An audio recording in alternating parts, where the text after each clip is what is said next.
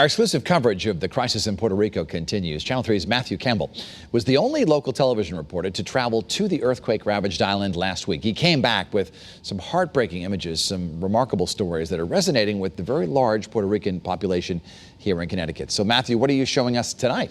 Well, Dennis, we're going to look into the tent communities. At the height of the disaster, more than 8,000 people were in shelters, and some of those shelters overflowed, so the government set up tents.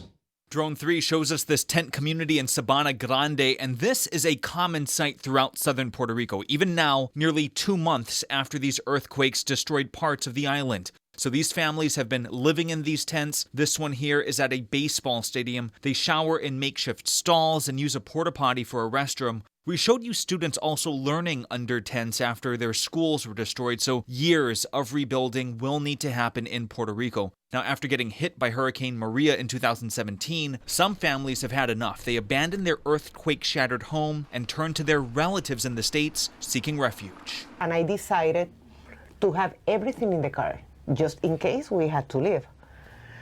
So we never came back to the house. We just went to the east side of the island, and from there we left to here.